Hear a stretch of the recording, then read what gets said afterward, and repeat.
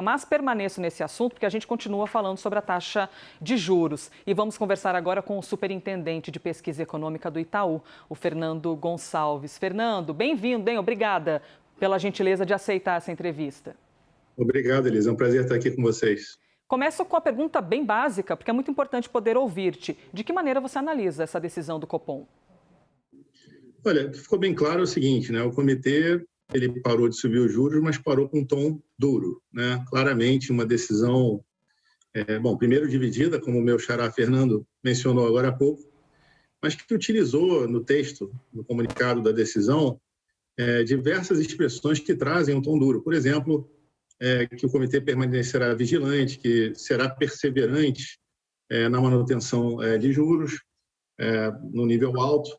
Também uma discussão de passos futuros, né, que pode retomar, basicamente, a alta caso a desinflação não venha da maneira como se esperava. Então, assim, uma mensagem claramente de juros que deve ser mantido alto durante um tempo prolongado, e eu acho que tira da mesa um pouco os cenários de corte de juros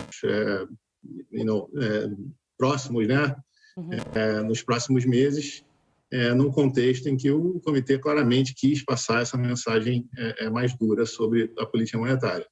Fernando, trazendo um pouco da nossa conversa para as dores dos brasileiros, né? Aqueles que estão desempregados, aqueles que estão nesse cenário à procura de conseguir dormir um pouquinho melhor, né? Pagando as contas no fim do mês. A gente tem 9,9 milhões, quase 10 milhões de brasileiros ainda desempregados. Quando a gente observa essa taxa básica de juros e observa também o cenário de desemprego, de que maneira essa taxa ela pode afetar? A gente pode continuar vendo um futuro de uma perspectiva de melhora ou uma diminuição na nossa esperança com os novos empregados? Olha, eu acho que o ritmo de contratação que a gente observou nos últimos meses, na verdade, foi um ritmo bastante forte, levou a taxa de desemprego no Brasil para um patamar próximo dos 9%.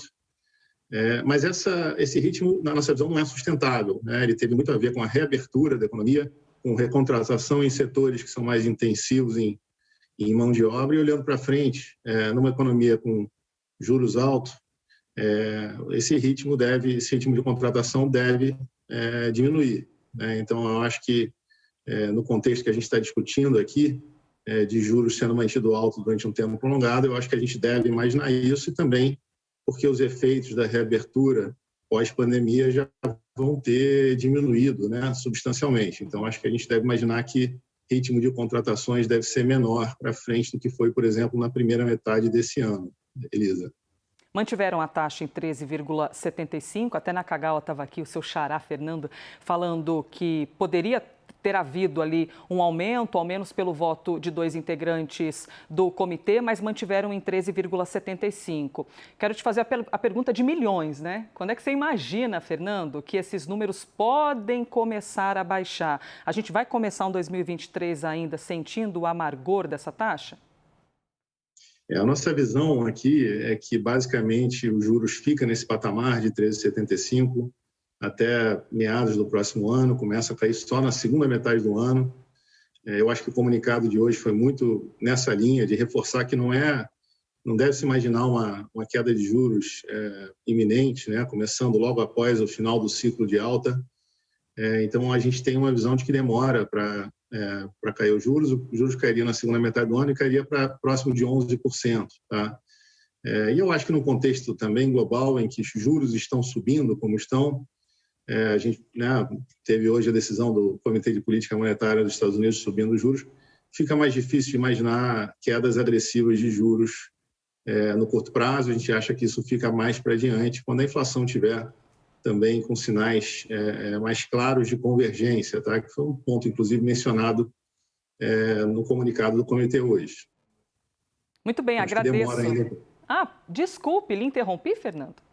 Não. Eu só estava dizendo que, complementando aqui, que eu acho que ainda demora um pouco para a gente começar a observar essa queda de juros.